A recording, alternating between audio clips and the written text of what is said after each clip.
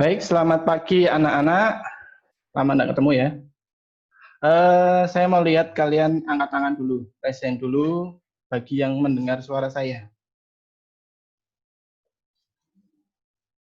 Oke, 1, 2. Yang lain mana? Oke, 3. Angkat tangan manual boleh, raise hand di aplikasi juga boleh. Oke, ya. Berarti suara saya terdengar. Selamat pagi semuanya. Pagi, Pak.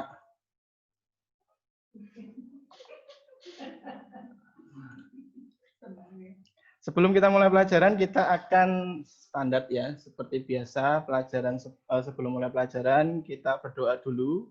Ya. Menurut agama dan kepercayaan masing-masing, berdoa dipersilakan.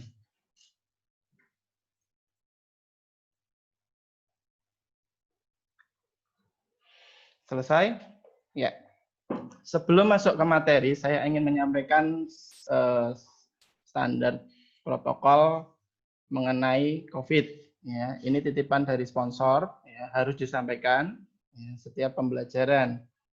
Karena saat ini kita sudah tahu sendiri, kita sedang memasuki masa yang namanya new normal.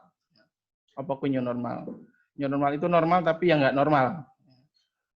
Jadi meskipun kalian melakukan pembelajaran dari rumah, ya, tidak datang ke sekolahan, tetapi tetap harus menjalankan protokol-protokol untuk pencegahan COVID, ya, terutama untuk daerah-daerah yang masuk ke dalam zona merah. Ya. Apa saja protokol COVID? Ya semuanya juga sudah pada tahu. Ya.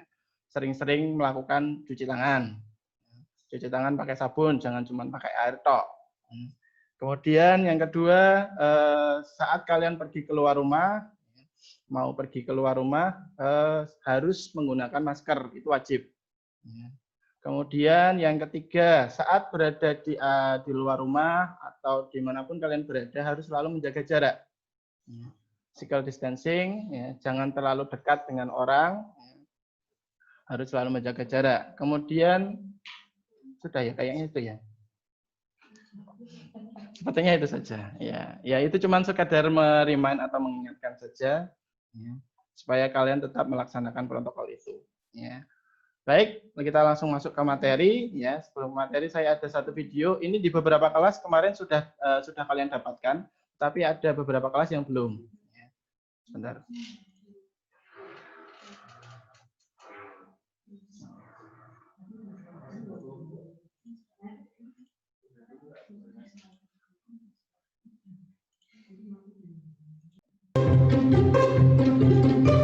Seperti kita ketahui bahwa bisnis perhotelan, hal yang paling utama adalah memastikan bahwa kamar tamu itu dalam kondisi bersih, rapi, aman, nyaman, sehingga tamu akan merasa betah selama tinggal di hotel tersebut.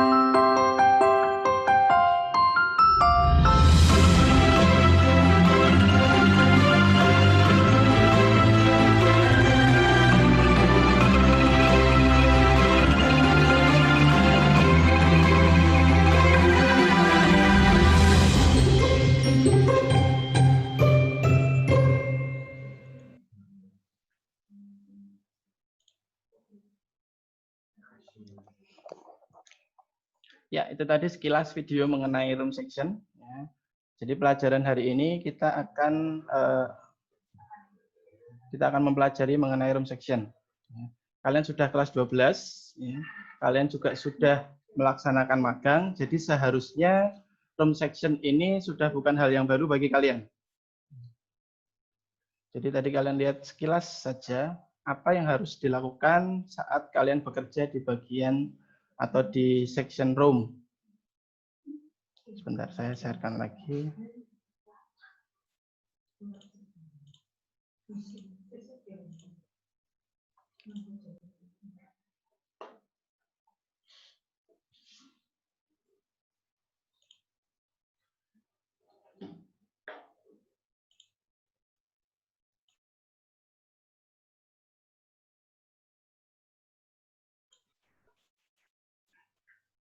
Oke, untuk room section. Apa itu room section? Secara teoritis, kita bisa menyebut room section merupakan bagian dari housekeeping department. Ya. Kalian juga tahu bahwa di hotel itu ada banyak departemen, ya. Tergantung besar kecilnya hotel tersebut. Ya. Tapi yang jelas, yang pasti housekeeping department itu selalu ada. Ya. Tugasnya ngapain Pak room section Pak? Room section tugasnya itu adalah bertanggung jawab atas kebersihan kamar-kamar hotel. Ya. Tugas utamanya itu untuk kebersihan kamar-kamar hotel. Nah, petugas dari room section itu disebut room attendant. Kalau untuk laki-laki biasa disebut room boy, kemudian untuk yang perempuan itu disebut roommate. Tetapi dua-duanya sama, itu namanya room attendant. Kemudian area yang menjadi tanggung jawab dari petugas room section apa saja? Utamanya adalah guest room atau kamar-kamar tamu, semua kamar tamu. Kemudian koridor-koridor yang menghubungkan kamar-kamar tersebut, tangga, room boy station, dan juga storage floor atau gudang di setiap lantai yang ada di hotel. Itu merupakan area-area yang menjadi tanggung jawab dari room section.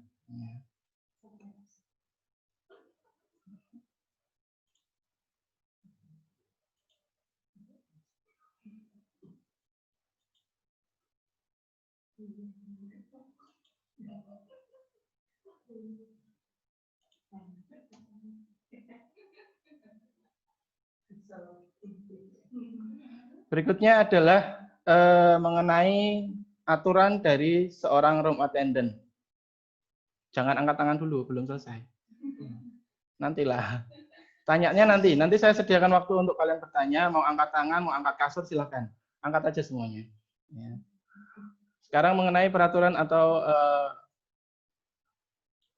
apa sih aturan-aturan mengenai room attendant? Yang pertama adalah saat kita bekerja, kita harus menggunakan seragam. Seragam sesuai dengan standar dari masing-masing hotel. Mulai dari bajunya, kemudian celananya, sepatu, kaos kaki. Semuanya sudah ditentukan hotel, harus seperti apa penampilan kalian. Ada yang ngorek-ngorek. Kemudian yang kedua, selalu datang tepat waktu dan memberikan keterangan jika tidak hadir. Kemarin kalian sudah magang 3 bulan. Kalau kalian tidak berangkat, harus atau wajib membawa surat dokter atau paling tidak memberitahu dulu ke supervisor kalian. Pak, saya hari ini tidak berangkat. Bu, saya hari ini tidak bisa datang karena sakit. Kemudian nanti surat dokter atau surat izinnya menyusul di keesokan harinya saat kalian berangkat. Ketiga, harus melaporkan kepada supervisor jika menjumpai tamu yang mencurigakan. Tamu yang mencurigakan itu yang kayak gimana, Pak? Terutama adalah tamu-tamu yang di kamarnya tidak ada barang. Dia nginep tapi tidak membawa barang apapun. Itu masuk ke dalam kategori mencurigakan. Karena dikhawatirkan dia tidak membawa barang, jadi dia bisa seenaknya keluar masuk kamar. Atau check out tanpa info ke reception. Atau bisa dibilang skipper. Keempat, misalnya saat kita membersihkan kamar, kemudian kok ada tamu yang tidak bisa membuka pintu kamar, atau mungkin keycardnya ketinggalan di dalam, kuncinya ketinggalan di dalam kamar, dia terkunci di luar. Tidak boleh kita kemudian membukakan pintunya, itu tidak boleh. Ya. Tapi yang harus dilakukan adalah mempersilahkan tamu tersebut untuk menghubungi resepsionis dulu. Ya. Tidak bisa, Mas minta tolong bukakan, terus kalian bukakan pakai kunci floor key, itu tidak boleh. Ya. Kemudian, kelima, harus selalu ramah, memberikan salam kepada tamu. Ya. Ini semua karyawan hotel pasti, tidak hanya bagian room section. Keenam, melaporkan lost and found jika menemukan barang tamu yang tertinggal. Standar ya. Kemudian melaporkan pekerjaan yang belum selesai kepada shift berikutnya. Ini wajib dilakukan. Ini adalah salah satu metode handover. Jadi serah terima kepada shift berikutnya. Misalnya kalian dapat jatah 10 kamar. Kalian baru selesai membersihkan 9 kamar. Ya. Yang satu kamar tamunya memang posisinya belum check out dan belum mau dibersihkan. Padahal shift kalian sudah selesai. Maka diserahkan kepada shift yang berikutnya. Minta tolong Mas, minta tolong Mbak, kamar ini tadi tidak mau dibersihkan karena tamunya di dalam terus. Jadi tetap harus disampaikan ke shift berikutnya. Kemudian 8, dilarang membuat kegaduhan di kamar tamu. Saat magang kalian sering menjumpai waktu membersihkan kamar, TV dinyalakan. Atau mungkin nyetel HP, nyetel musik di HP masing-masing. Tapi suaranya terlalu keras, itu tidak boleh. TV dinyalakan itu gunanya untuk mengecek apakah TV-nya ada kerusakan atau tidak, 1. 2, apakah channelnya sudah sesuai dengan direktori yang ada di kamar tersebut. Misalnya, channel 1 harusnya Trans TV kok dirubah oleh tamu menjadi ANTV. Itu kalian harus kembalikan lagi sesuai direktori. Harus dikembalikan lagi ke Trans TV misalnya. Ya. Itu gunanya menyalakan TV. Jadi bukan untuk ditonton saat kalian membersihkan, itu tidak boleh. Ya. Kemudian menyalakan HP, jelas-jelas pasti tidak boleh. Di beberapa hotel, HP itu dimasukkan ke dalam loker. Tetapi untuk perkembangan hotel yang sekarang, seorang room attendant, karena modelnya sekarang adalah pakai WhatsApp, jadi seorang room attendant diizinkan untuk membawa HP. Tapi gunanya bukan untuk terus disetel, untuk mendengarkan musik, bukan. Atau untuk browsing, itu enggak. Ya. Gunanya, fungsi utamanya adalah untuk komunikasi, biar memudahkan atau mempercepat instruksi. Misalnya ada kamar yang minta dibersihkan, dari housekeeping office ingin menghubungi kalian. Paling gampang, paling cepat sekarang ini adalah dengan menggunakan WhatsApp group. Kamar 101 check out, kemudian nanti ada EA, berarti harus segera dibersihkan. Fungsi utamanya adalah itu. Ya. Kemudian dilarang menggunakan lift tamu, kecuali di hotel tersebut memang tidak tersedia lift khusus karyawan. Ya. Kalau memang tidak ada lift karyawan, ya boleh pakai lift tamu. Kan liftnya cuma 1. Ya. Kalau di hotel itu ada lift untuk service lift, untuk karyawan, untuk membawa barang-barang, harus karyawan hotel harus lewat situ. Tidak boleh menggunakan bareng, atau bahkan kalian bawa troli misalnya, bareng dengan tamu yang menggunakan lift, itu tidak boleh. Terakhir, dilarang menggunakan, maaf ini terjadi kesalahan ketik, ya. Dilarang membawa kunci kamar saat meninggalkan hotel. Ini tak coret aja. Tidak boleh kalian membawa paski, ya, atau kartu key-card, ya, dibawa pulang, itu tidak boleh. Mungkin beberapa dari kalian sudah pernah mengalami ditegur oleh supervisor atau mungkin manajer karena kalian membawa pulang kunci kamar. Karena kalau kunci kamar itu hilang, di beberapa hotel akan menerapkan sanksi, yaitu mengganti biaya pembuatan bisa sampai 50 atau 100 ribu. Kalau buat training, kalau buat karyawan sudah pasti kena SP1. Ya, kalau sampai menghilangkan kunci. Hilang meneh SP2. Hilang 3 kali, bye-bye. Ya, cari hotel yang lain. Ya. Itu adalah peraturan mengenai peraturan room attendant. Ya, masih banyak peraturan yang lain, tapi tak sampaikan di sini nanti sampai sore, tidak barbar. Ya. Saya hanya menyampaikan beberapa saja. Ya. Oke, lanjut.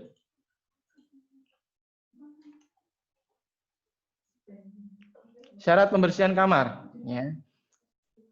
Tadi sudah saya sampaikan di depan bahwa tugas utama dari room section adalah membersihkan kamar. Ya. Saat membersihkan kamar, ada beberapa hal yang harus dipenuhi. Ya. 3 hal terutama. Yang pertama, kamar yang dibersihkan itu harus bersih. Ya. Yang namanya membersihkan itu dari kata bersih, membuat kamar tersebut menjadi bersih. Ya. Bersih dalam segala hal, baik dari sampah, dari debu, dari kotoran yang menempel di kaca, itu semuanya harus clean. Ya. Jadi tidak boleh bilang, Pak, kamarnya sudah dibersihkan, tetapi begitu dicek sama supervisor masih ada debunya, itu berarti belum bersih. Pak, kamar mandinya sudah dibersihkan, tetapi begitu tamunya masuk masih ada genangan air, itu belum bersih. Ya. Yang namanya bersih adalah membuat jadi bersih. Kedua, kenyamanan. Ya. Bagaimana seorang room attendant itu menciptakan kenyamanan ya, saat dia membersihkan kamar atau setelah dia selesai membersihkan kamar. Ya. Ditata sesuai dengan ketentuan hotel, ya. Comfortable. Ya. Misalnya, kalau memang harus ada runner di bednya, ya dipasang runnernya dengan posisi yang benar. Ya. Nanti, rest hand-nya nanti. Ya. Kemudian, kalau memang harus ada pengharum ruangan yang otomatis, ya, itu juga harus dicek. Ya, apakah masih ada isinya atau sudah tidak ada. Ya. Kemudian yang berikutnya adalah aman, safe. Ya. Saat membersihkan kamar, ya, atau setelah selesai dibersihkan kamarnya, tamu harus tetap merasa aman mengenai kamarnya. Ya. Keamanan apa saja, Pak? Keamanan yang dimaksud adalah keamanan pribadi dari bahaya pencurian. Jangan sampai terjadi kita membersihkan kamar, kemudian setelah selesai membersihkan kamar, sudah dibersihkan, sudah dikunci, kita sudah pergi, kita sudah membersihkan kamar yang lain, kemudian tamunya balik kok komplain, Mas, uang saya hilang 100.000. Ya, jangan sampai terjadi. Ya. Jadi barang-barang yang ada di kamar, barang-barang tamu yang ada di kamar tamu adalah milik tamu. Tugas kita hanya membersihkan. Tidak boleh sampai ngesai atau mengantongi barang-barangnya tamu, kecuali memang itu posisinya adalah sudah masuk ke dalam tempat sampah. Berarti hitungannya adalah sampah, yaitu dibuang ke tempat sampah. Ya. Kemudian selain pencurian, bahaya kebakaran. Ya. Kemudian bahaya yang timbul dari peralatan di dalam kamar. Apa toh Pak bahaya yang timbul dari peralatan di dalam kamar? Misalnya, ya, saat tamu mau menyalakan shaver atau pencukur kumis, ya. Kok stop kontaknya sedikit bermasalah, itu harus segera dilaporkan ke bagian engineering. Ya, misalnya tamu menyampaikan kepada kalian waktu membersihkan kamar, Mas, itu stop kontaknya di kamar mandi agak error. Ya. Segera sampaikan bagian engineering untuk diperbaiki. Ya. Jadi setelah selesai dibersihkan kamarnya, tamu harus merasa bersih, clean, harus merasa comfort, dan harus merasa safe. Ya, itu adalah syarat-syarat pembersihan kamar. Berikutnya.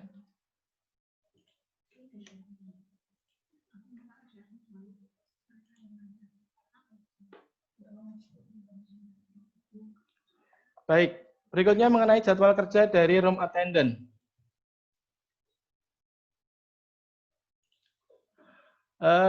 Mungkin kalian kemarin waktu magang sudah mengalami beberapa shift, ya.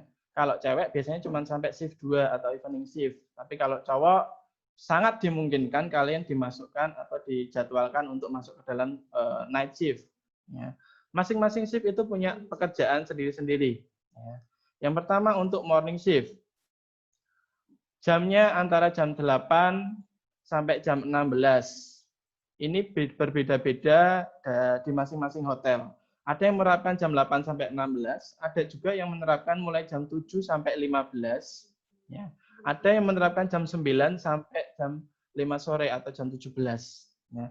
Tergantung kebutuhan dari masing-masing hotel, tergantung tipe dari masing-masing hotel. Ya. Jadi ini bukanlah patokan harus jam sekian, enggak. Ya. Yang jelas bekerjanya adalah 8 jam kerja. Ya. Untuk morning shift, tugas utamanya adalah membersihkan semua kamar berstatus vacant dirty. Ini tugas utamanya. Ya. Vacant dirty itu dari mana? Dari kamar yang check out. Ya. Atau kamar yang occupied dirty. Occupied dirty itu apa? Occupied dirty itu kamar yang ada tamunya, ya. Dia extend stay, masih menginap di dalam kamar, setiap hari kamarnya harus dibersihkan. Ya. Kemudian saat membersihkan kamar, ya, ada prioritas pembersihan yang harus diikuti oleh semua room attendant. Duluan mana yang harus dibersihkan, itu prioritas. Ya. Kan semua kamar, misalnya kamarnya full, lagi full book, semua kamar dipakai, ya. Room attendant dapat jatah masing-masing orang itu 20 sampai 25 atau ada yang 30 kamar, ya. Sudah dapat job list-nya, ya. Prioritas kerja harus dibuat oleh room attendant masing-masing, ya. Yang dibersihkan duluan yang mana? Yang pertama adalah tamu yang meminta secara langsung.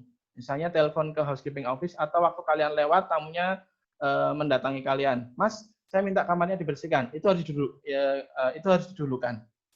Ya. Kalau sudah, lanjut ke kamar yang VIP. Ya. Very important person. Kalau memang di hotel tersebut ada kamar tamu yang VVIP, itu juga lebih didulukan lagi. Ya. Setelah kamar VIP, lanjut ke kamar yang memasang tanda PMR atau Please Make Up My Room. Ya. Biasanya digantung di pintu, ada juga beberapa hotel yang sudah menggunakan indikator lampu. Ya. Itu didulukan. Setelah 3 ini dilanjutkan ke kamar yang sudah check out. Sudah yang kamar yang check out dulu atau kamar yang ada isinya dulu? Yang check out dulu. Kenapa? Biar kamarnya bisa segera dijual. Setelah kamar check out, baru dilanjutkan kamar yang dihuni oleh tamu atau tadi occupied dirty tadi. Terakhir baru kamar-kamar yang nanti yang siangnya akan check out. Belum check out, tetapi siangnya check out. Ini dibersihkannya siang. Baik, itu untuk yang morning shift. Selanjutnya untuk yang shift berikutnya.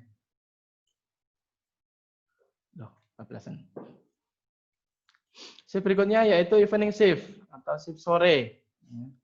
Jamnya mengikuti shift paginya ya. Kalau tadi jam 8 sampai 16, shift evening shift-nya mulai jam 16 sampai jam 24 atau jam 12 malam. Kalau dia yang pagi jam 7 sampai jam 3 sore, maka shift sorenya adalah jam 3 sampai jam 11 malam. Ya. Tugas utamanya melanjutkan pekerjaan dari morning shift. Ya. Handover dari morning shift. Misalnya ada beberapa kamar yang belum selesai dikerjakan. Ya. Tugas evening shift untuk melanjutkan. Ya. Selain itu ada beberapa pekerjaan lain yang memang harus diselesaikan oleh evening shift. Yang pertama, turn down service. Ya. Untuk tamu VIP maupun in-house guest. Apa itu turn down service? Membuka bed cover satu, melipat blanket dan seat-nya. Ya. Itu turn down service. Menyalakan lampu, menutup korden, itu turn down service. Kalau di beberapa hotel ada yang memberikan layanan snack sore atau evening tea, ya, itu masuk ke dalam turn down service. Ya. Kemudian tugas berikutnya memasang extra bed bila ada request dari tamu. Kalau tamunya tidak request, tidak usah dipasang. Kemudian mengantar pesanan tamu ke kamarnya, misalnya ada tamu meminjam alat, ya, atau ada tamu yang meminta tolong kalian untuk membelikan rokok misalnya. Ya. Kemudian yang keempat, melengkapi kebutuhan di storage atau station untuk proses pembersihan besok pagi. Jadi yang shift pagi tadi udah membersihkan kamar, dia menghabiskan misalnya soapnya di station habis, atau peralatan mandi, sampo-nya habis. Maka yang pagi akan memberikan info. Shift sore bertugas untuk melengkapi kembali. Ya. Biar besok paginya shift yang pagi itu sudah siap semua. Ya. Jangan sampai shift yang pagi mau membersihkan kamar harus mencari sabun atau sup dulu, itu tidak boleh. Ya. Tugas shift sore. Biasanya ini lanjut ke yang shift malam juga. Ya. Kemudian membantu order taker. Ya. Itu untuk tugas yang evening shift. Selanjutnya salah meneh. Oke, ya. Harusnya ini night shift. Night Maaf, terjadi kesalahan pembuatan. Eveningnya diganti. Kalau jamnya udah benar. Ya. Jamnya mulai jam 24 sampai jam 8 pagi, tergantung jam kerja dari masing-masing hotel. Ya. Kalau dia mulai jam 12 malam seperti ini, ya berarti selesainya jam 8. Kalau dia mulai jam 11 malam, berarti selesainya jam 7. Ya. Tugas utamanya melanjutkan pekerjaan dari evening shift. Dari handover tadi harus diselesaikan dulu. Ya. Setelah itu, baru dia mengerjakan pekerjaan yang night shift, yaitu rangkap-rangkap. Ya. Night shift itu, kalau misalnya room attendant di morning shift itu ada banyak, misalnya ada sekitar kurang lebih, kalau kamar hotelnya ada 100, ada 5 room attendant, ya. Yang night shift paling cuma 1.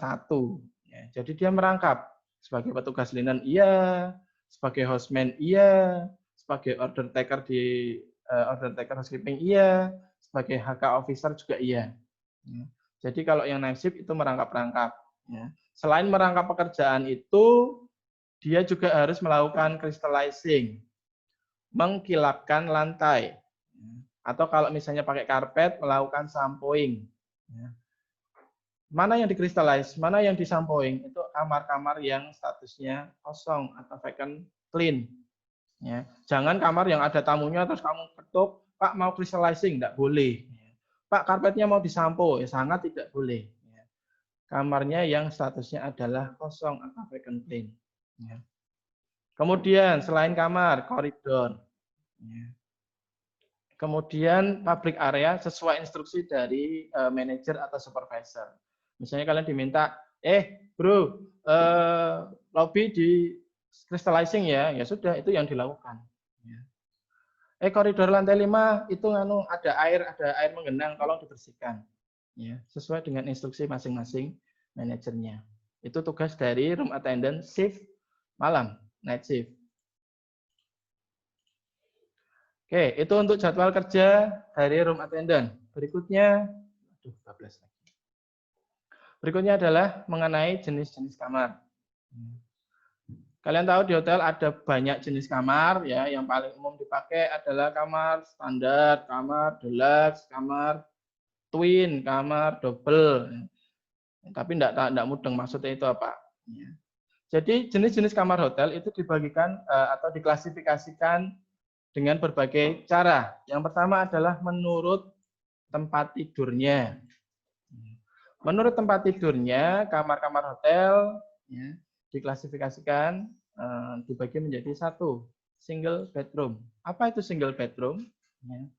Kamar hotel, kamar tamu yang hanya berisi 1 tempat tidur single untuk 1 orang.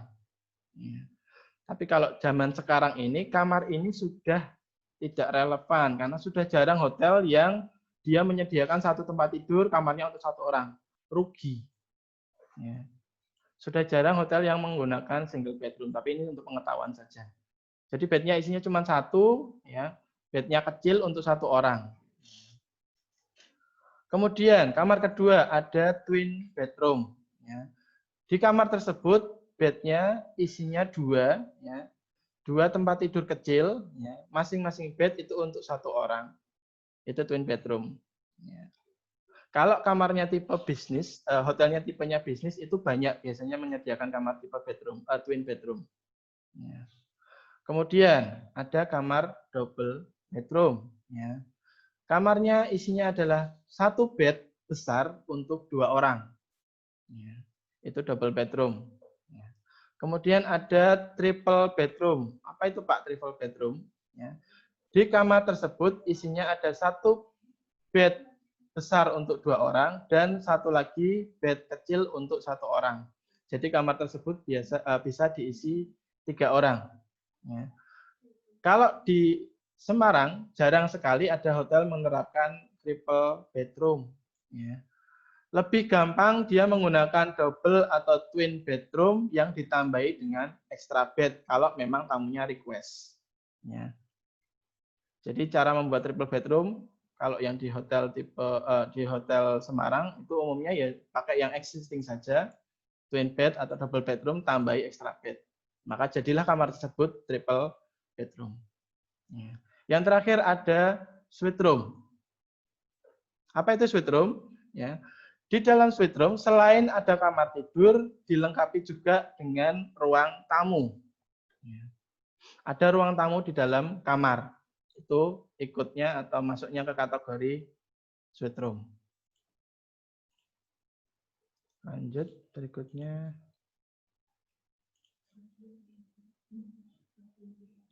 Yang kedua, menurut letak dan penggunaan dari kamar tersebut. 1. Connecting room. Dari namanya sudah jelas. 2 kamar yang bersebelahan yang dilengkapi dengan connecting door atau pintu penghubung. Ya. Kalau ini pasti letaknya sebelahan, tidak bisa jauh-jauhan. Ya. Karena di antara dindingnya itu disediakan connecting door. Ya. Pak, yang memakai connecting room biasanya siapa Pak? Ini biasanya dipakai oleh tamu-tamu yang keluarga. Menginap secara keluarga, jumlah keluarganya banyak. Misalnya ada bapak, ibu, kakek, nenek, om, tante, budi, ya, ikut nginep semua, maka dia biasanya akan request kamar tipe seperti ini. Ya. Kemudian ada adjoining room. Adjoining room adalah kamar yang bersebelahan tapi tanpa connecting door. Ya. Jajaran sebelahan, ya, tidak pakai connecting door. Pak, yang memakai kamar adjoining siapa sih Pak tamunya? Ya, ini biasanya tamu-tamu rombongan, tamu-tamu grup. Ya. Mereka akan minta kamar yang jejer-jejer, tidak mau dipisahkan jauh-jauh. Ya. Kemudian ada adjacent. Adjacent itu kamarnya adep-adepan. Ya. Jadi seberangan, cuma dipisahkan oleh koridor. Ya. Ini juga dipakai oleh tamu-tamu yang biasanya rombongan atau grup. Ya. Keempat, ada duplex room. Ya. Duplex room ini kamar yang berbeda lantai. Satu di lantai 1, satu di lantai 2. Tapi dari masing-masing kamar tersebut dihubungkan dengan tangga. Kalau duplex room ini jarang sekali itu digunakan di hotel-hotel yang bangunannya tinggi, itu jarang. Duplex room biasa dipakai di kamar yang bangunannya berupa cottage atau kayak villa-villa. Ya. Jadi ada penghubung antara kamar atas dengan kamar bawah. Itu duplex room. Kemudian yang terakhir ada cabana room. Cabana room adalah kamar yang menghadap ke pantai. Dari namanya sudah jelas, berarti dia dipakai oleh hotel-hotel yang ada di pinggir pantai. Di Bali banyak ini cabana room. Kalau di Semarang tidak ada, kita tidak punya pantai. Oh, marina. Marina bukan pantai. Marina itu tempat menaruh pasir. Oke. Lanjut. Kemudian yang ketiga, menurut tingkat fasilitasnya. Menurut tingkat fasilitasnya ada standar room, kamar yang paling murah kalau di hotel. Isinya ya standar. Ya. Ada kamar mandi, ya mungkin kamar mandinya pakai shower, ya. Kemudian ada wastafel, ya. TV, ya. TV-nya mungkin kecil, ukurannya 19 in atau 18 in. Ya. Yang kedua ada superior. Sedikit di atas dari standar room. Misalnya tadi yang standar room tidak ada kulkas atau refrigerator atau minibar, kalau superior ada. Ya. Kalau yang standar room mungkin tadi TV-nya channel lokal, kalau yang superior ada parabolanya. Itu superior room. Ketiga, deluxe room. Ya. Di atasnya lagi dari superior. Ya. Umumnya superior dan deluxe ini fasilitasnya sama, yang membedakan hanya luas kamarnya saja. Ya. Sedikit lebih luas yang deluxe room. Tapi kalau untuk fasilitas samalah dengan superior. Ya. Terakhir ada presidential room. Ya. Ini yang paling mewah biasanya kalau di hotel. Ya. Kamarnya ada selain kamar tidur, ada kamar mandi. Kamar mandinya pakai bathtub. Ya. Kemudian ada ruang tamunya, mungkin ada dapurnya. Ya. Presidential room. Ya. Jadi kamar yang paling mewah. Oke, lanjut ke yang berikutnya. Mengenai room status. Ya. Ada banyak room status. Ya. Ada banyak model-model yang dipakai di masing-masing hotel. Ya. Jadi tidak semua hotel menerapkan semua room statusnya sama. Beda-beda. Ya. Tergantung dari masing-masing hotel tersebut. Cuman secara garis besar, ya mirip-mirip lah. Yang pertama ada kamar vacant clean. Kamar kosong yang tidak ada isinya tapi dalam kondisi bersih. Kemudian ada kamar vacant clean inspected. Ya. Kamar kosong tidak ada isinya sudah dicek oleh supervisor atau manajer, jadi kamar tersebut bisa dijual. Ya. Kalau yang vacant clean masih ragu-ragu. Ya. Mungkin sudah bersih tapi handuknya kurang satu misalnya. Tapi kalau VCI itu sudah harus ready semua. Ya. Vacant dirty, kamarnya kosong tapi dalam kondisi kotor. Ya. Ini biasanya setelah statusnya check out, ya, di housekeeping akan berubah menjadi VD. Ya. Kemudian yang berikutnya ada kamar occupied, kamar yang ada tamunya, ada isinya. Occupied dirty, kamar ada tamunya, ya, tapi belum dibersihkan hari itu. Ya, tamunya minta dibersihkan, itu occupied dirty. Occupied clean, ini biasanya dari occupied dirty akan berubah ke occupied clean setelah dibersihkan. Yang merubah siapa? Room attendant. Ya. Kamar 101 tadi minta dibersihkan, sudah saya bersihkan. Statusnya dirubah jadi dari OD menjadi OC. Kemudian ada occupied no luggage. Ya, ini tadi yang masuk ke dalam kategori tamu yang harus diperhatikan. Ya. Occupied no luggage itu tamunya menginap tapi tidak ada atau dia tidak membawa barang apapun. Tidak bawa tas, jadi cuma nginap cuma orang-orang tok. Ya. Tidak bawa apa-apa, itu occupied no luggage. Ya, ini harus diwaspadai. Tapi bukan berarti terus deloi kai tamune kai gak nggo barang, itu tidak boleh. Cukup diwaspadai saja. Ya. 8 ada tamu status kamar SO atau sleep out. Ya. Tamunya sudah bayar, tamunya sudah masuk, sudah registrasi, tetapi saat menginap dia tidak menginap di kamar tersebut. Ya, misalnya pindah ke kamarnya temannya atau menginap di rumah saudaranya di dekat hotel. Rugi no Pak tamune. Ya enggak, yang bayar kan perusahaan biasanya. Ya. Jadi tamunya enggak merasa rugi. Ya. Cuman posisi pembayarannya sudah dibayar. Itu slip out. Ya. Ini biasanya adalah kamar bonus bagi room attendant, orang RCI. Ya. Kemudian, do not disturb. Kamar yang tidak boleh diganggu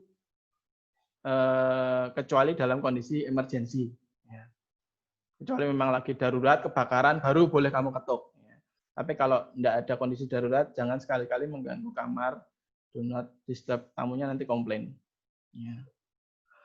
Pak, kalau kamar do not disturb, tamunya ngapain di dalam? Ya udah urusannya dia, nggak usah dipikir. Ya. Yang ke-10, double lock. Ya.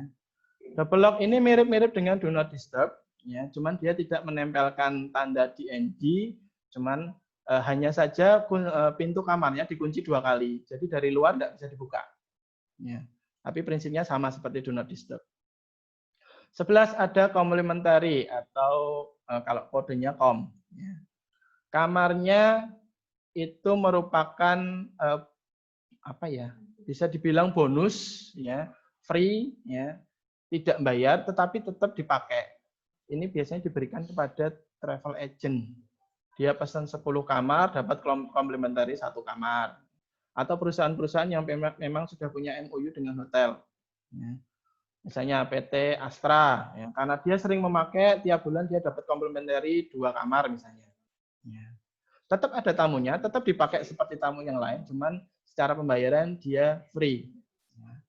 Berikutnya ada status kamar HU atau house use. Ya. Kamarnya dipakai, tetapi yang memakai adalah karyawan hotel itu sendiri. Bisa karyawan, bisa manajer, ya, saat melakukan manager on duty atau MOD.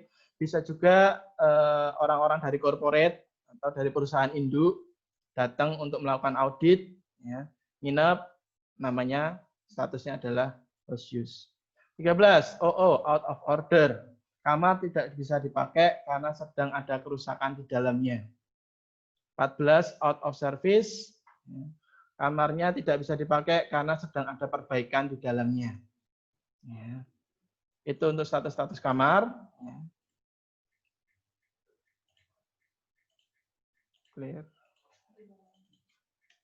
Selanjutnya,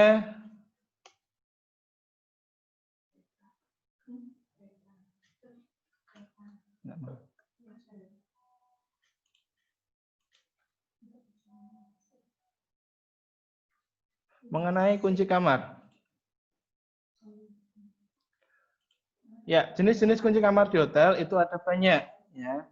Tapi diklasifikasikan menjadi dua secara gampang, satu kunci manual, dua kunci computerized. Ya. Kunci manual bentuknya seperti ini. Ya. Jadi kunci biasa. Ya. Jenis-jenisnya ada macam-macam. Dari kunci manual itu ada guest room key, kunci yang dipegang oleh tamu. Ya. Kemudian ada pass key, ya. Kunci cadangan, ya, atau spare key. Ya. Hanya bisa membuka untuk satu kamar, untuk dua yang ini. Satu kamar saja. Kemudian ada yang namanya floor key. Kunci ini bisa dipakai untuk membuka kamar di satu lantai atau satu section lah kalau di bagian room attendant. Ya. Kalau masih pakai kunci manual seperti ini ya sak gebeng kuncinya. Dia bawa kunci banyak, itu namanya floor key. Ya, isinya 15 sampai 20. Itu floor key. Kemudian ada master key, ya. Bisa dipakai untuk membuka semua pintu dalam satu gedung. Nek hotelnya ada 2 gedung, ya berarti ada 2 master key. Grand master key itu bisa dipakai untuk membuka semua kamar di semua properti hotel tersebut. Misalnya di hotel tersebut ada 5 gedung, yang namanya Grand Master ini bisa membuka semua pintunya. Yang pegang siapa, Pak? Yang pegang GM. Pak, saya mau punya kunci Grandmaster, kamu jadi GM dulu. Ya. Kemudian yang terakhir ada emergency key. Ini sama seperti Grandmaster key, ya. Sama seperti Grandmaster key, tetapi hanya dipakai saat kondisi darurat. Tidak boleh ini dibagikan ke semua orang, tidak boleh. Ya. Hanya saat kondisi darurat, misalnya terjadi gempa bumi, terjadi banjiran, terjadi kebakaran, ya. Semua pintu kan harus dibuka, jangan sampai ada tamu ketinggalan di dalam. Ya. Bukanya pakai emergency key. Ya. Itu tadi untuk yang kunci manual. Berikutnya ada kunci komputerisasi. Ya. Jenisnya ada 2, centralized dan juga micro-fitted. Dua-duanya sama, disetting menggunakan komputer yang ada di front office. Ya. Yang membedakan bentuknya. Kalau yang centralized elektronik ini biasanya menggunakan sistem gesek atau colok. Ya. Kalau yang micro-fitted itu cukup didekatkan ke sensor, dia sudah bisa buka. Ya. Bedanya cuma itu. Ya. Selanjutnya.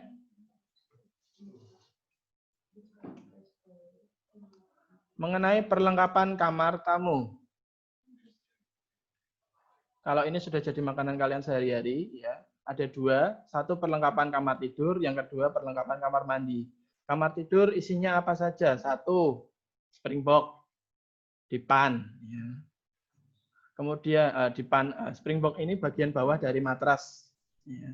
Kotak yang ada di bawahnya itu namanya springbox. Ya. Yang atas, yang kalian making bed itu namanya matras. Atau matras. Headboard. Ya. Bagian atas dari bed.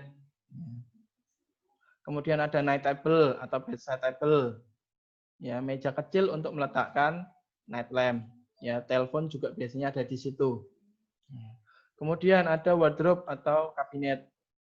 Lemari pakaian. Ada luggage rack. Ada dressing table, meja rias, termasuk kursinya. Ya.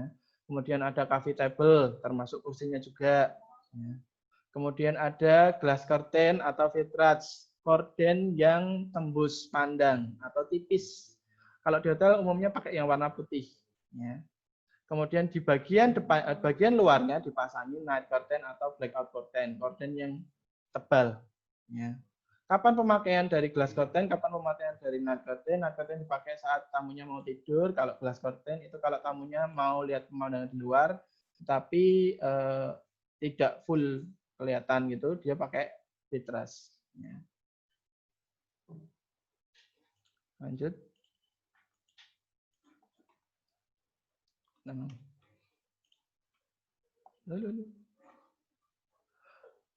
Kalau tadi perlengkapan kamar tidur, sekarang adalah perlengkapan kamar mandi. Ya, di kamar mandi apa sih isinya? Ada bathtub. Kalau di kamar tersebut memang ada bathtubnya. Ya. Tapi umumnya sih standarnya shower, ya. Water tap. Water tap itu keran, ya. keran air, ya. Ada air panas, ada air dinginnya, kemudian bath towel rak untuk handuk, ya. Bath soap holder, tempat naruh sabun, ya. Shower curtain, kalau di hotel-hotel di Semarang kebanyakan tidak pakai shower curtain tapi langsung dipasang kaca. Ya. Jadi untuk membatasi area untuk mandi dengan area untuk toilet. Ya. Kemudian ada water flusher untuk menyiram toilet bowl-nya. Kemudian ada toilet paper holder, tempat menaruh toilet paper. Ya. Hook, gantungan baju. Bukan hangernya, tetapi gantungannya, tempat gantungannya. Kemudian ada waste basket. Kalau di kamar mandi, waste basketnya harus harus tempat sampah yang tertutup. Hah? Oke, kayaknya materinya sudah selesai.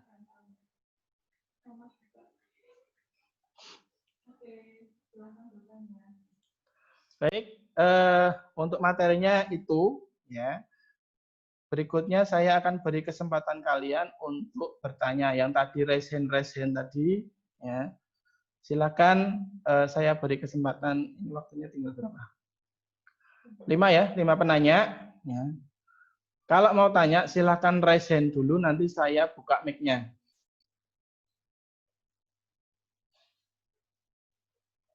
Raise hand-nya di aplikasi, jangan di kamera, enggak kelihatan.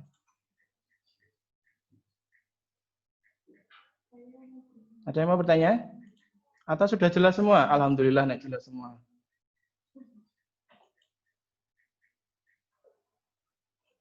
Dari ibu-ibu guru kalau mau bertanya juga boleh loh.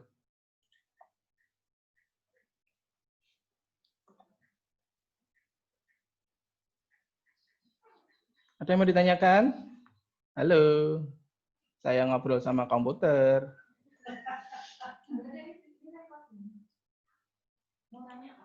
Hah? Siapa?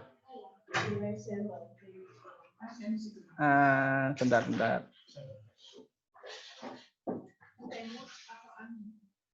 Unmute. Oke, silakan Bu. Oke, Pak Ardi, saya mau tanya. Masuk suaranya? Masuk. Oke. Untuk standarnya kamar hotel nih, sekarang yang digunakan itu apakah masih menggunakan triple seat atau kombinasi triple seat dan duvet? Triple seat atau duvet. Oke, satu pertanyaan. Tadi kan 5. Ayo tanya dulu yang lain, baru nanti saya jawab.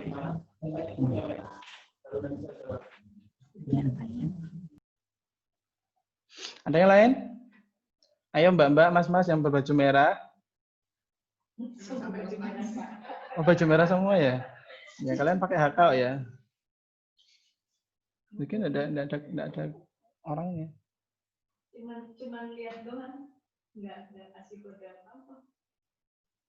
Yang mau tanya silakan bertanya. Oke, untuk 4 penanya pertama setelah Bu Ajeng dapat bonus kuota, silakan minta ke orang tua kalian.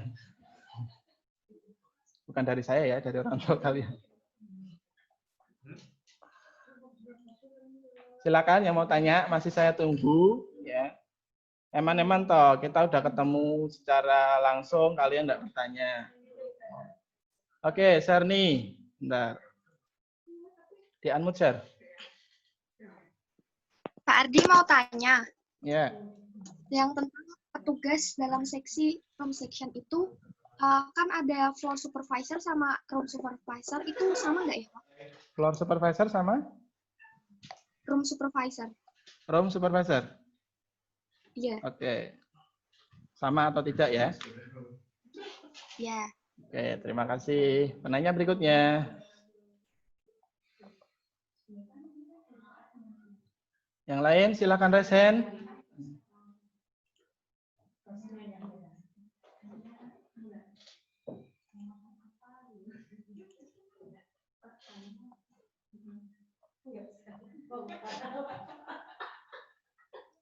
Silahkan yang mau bertanya, masih dibuka.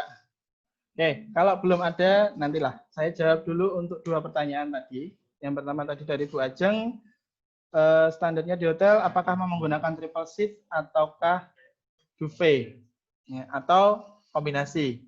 Ya. Kalau sekarang ini triple seat itu memang sudah jarang digunakan, ya. Tetapi beberapa hotel masih ada yang memakai. Ya. Lebih banyak menggunakan duvet karena faktor ngirit atau efisien, ya. Hemat. Ya. Kalau pakai seat itu nanti cost-nya untuk laundry akan terlalu tinggi.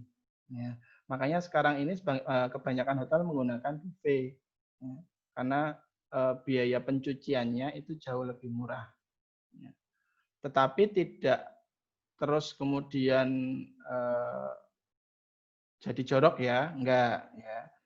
Misalnya pakai duvet kemudian seminggu dipakai tamu enggak diganti, itu enggak boleh. Pakai duvet itu kalau misalnya tamunya sudah ganti, sudah check out atau ganti dengan tamu yang baru, maka duvetnya harus diganti. Triple seat pun kan sama. Kemudian kalau tamunya extend stay, ya maksimal 3 hari itu duvetnya harus diganti. Ya. Kalau yang triple seat tadi tiap hari harus diganti. Ya. Itu untuk pertanyaan pertama. Kedua, Pak, floor supervisor sama room supervisor itu sama atau tidak? Sama, cuman itu beda sebutan dari masing-masing hotel. Ya. Ada yang menyebutnya floor supervisor, ada yang menyebutnya room supervisor. Ya. Jadi cuman beda istilah di masing-masing hotel. Ya. Masing-masing merek punya istilah sendiri-sendiri. Ya. Prinsipnya sama, Pak, supervisor kerjanya ngapain? Ya. Pekerjaan utama supervisor adalah mengkoordinir pekerjaan dari room attendant. Misalnya satu room attendant itu mendapatkan 20 kamar, ya. Kalau misalnya ada 5 room attendant, maka pekerjaan floor supervisor adalah mengawasi pekerjaan ke-5 orang room attendant itu. Ya. Tapi juga terus kemudian jangan cuma ngawasi toh, cuma lihat-lihat udah selesai belum, udah selesai ngawasi dan cuma tanya-tanya. Floor supervisor juga bisa juga membantu atau ikut membersihkan juga kalau memang dirasa dibutuhkan. Memang misalnya kondisinya lagi hektik, lagi crowded, lagi rame, back to back. Ya. Satu grup belum check out jam 12 siang, sementara grup berikutnya jam 1 sudah pada nunggu di lobi. Berarti kan harus banyak yang mengerjakan. Dimungkinkan floor supervisor ikut turun untuk membantu membersihkan. Ya. Begitu, Syarni? Jelas? Oke. Yang lain, silakan. Masih ada 3 pertanyaan lagi. Sebelum saya tutup.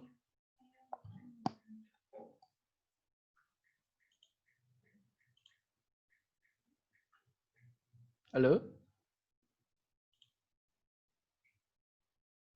Iki mudeng tenan apa ora to jane?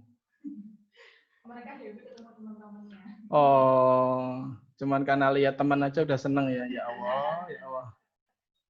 Kasihan amat. Ada besi itu?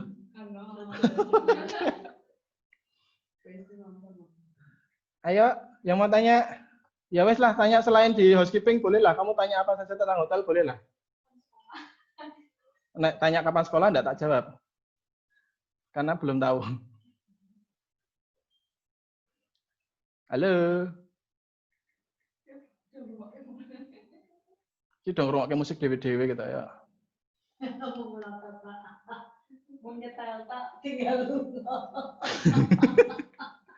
Ini kalau enggak ada yang tanya tak ganti channel game loh.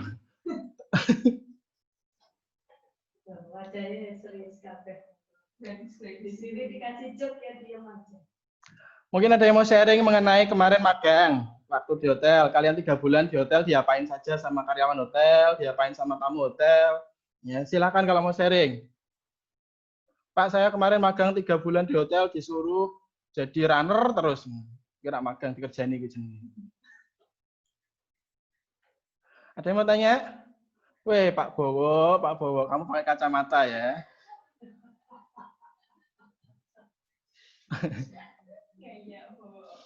Pelajaran pakai kacamata, boleh lah.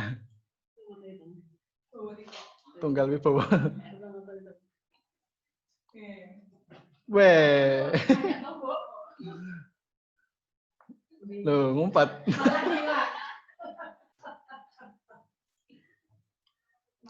Silakan yang mau tanya, ini waktunya tinggal 2 menit. Enggak lah, kita masih sampai jam 10, cuman kalau bisa kan semakin cepat semakin baik. Sudah? Jelas semua? Yakin? Jelas? Tidak ada pertanyaan? Kalau tidak ada pertanyaan, sesi tanya jawab saya tutup dalam hitungan ketiga. 1, 2, 3, selesai. Ya, tidak boleh ada yang tanya lagi. Boleh. Ya, jadi nanti kalau misalnya ada hal-hal yang perlu ditanyakan, silakan kalian tanyakan ke grup masing-masing, ya, ke guru masing-masing, ya. Ya Allah. Kamu mau tanya? Jadi kambing malah. Septian. Alvin.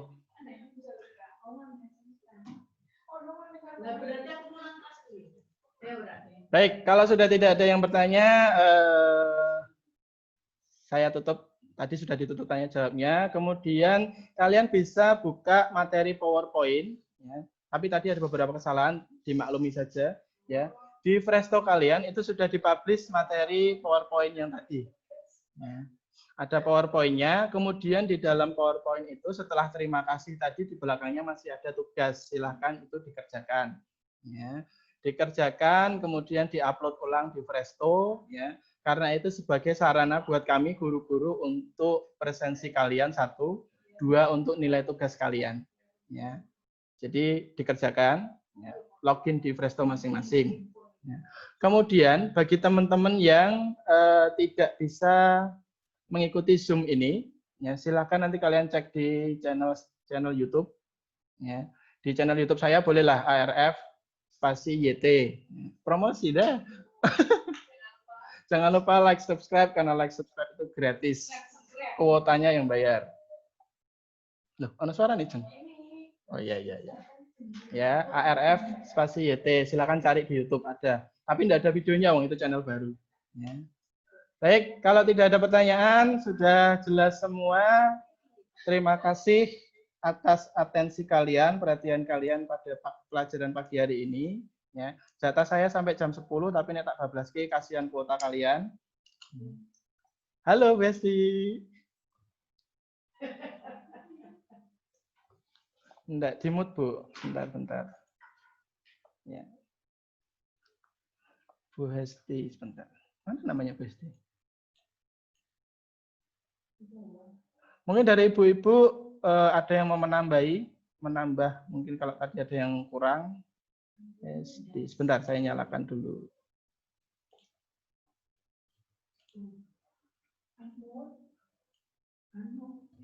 Silakan kalau mau menambahkan, Bu.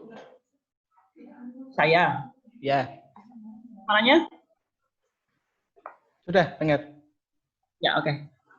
Gini Pak Adi, mungkin ini kan anak-anak kelas 12 ya, yang dimana mereka sudah pernah melakukan magang selama 3 bulan. Iya.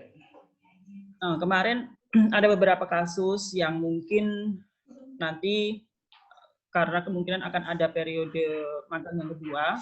Iya. Nanti ya buat anak-anak aja, nanti misalnya pun mereka ditempatkan di room, kalau bisa tetap minta didampingi oleh seniornya. Jangan dilepas.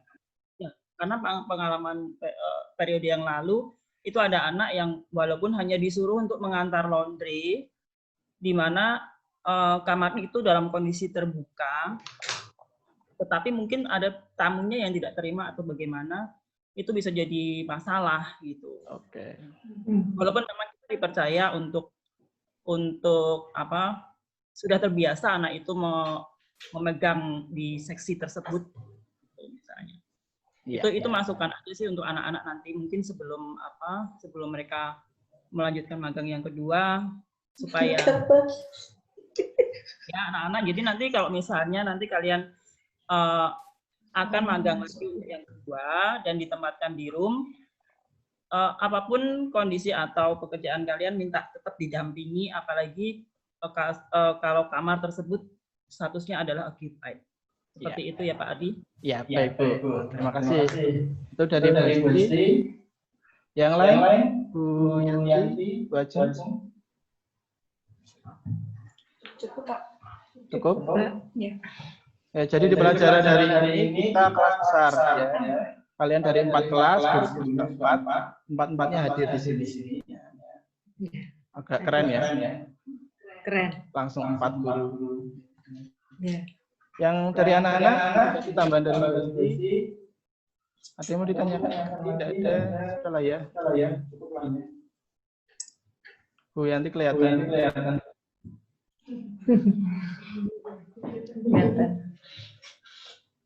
Sudah, kalau sudah tidak ada, maka pelajaran hari ini saya akhiri sampai di sini. Jangan lupa untuk mengerjakan tugas yang ada di Presto. Ya. Kemudian untuk pelajaran-pelajaran berikutnya dimungkinkan kita juga menggunakan Zoom. Ya.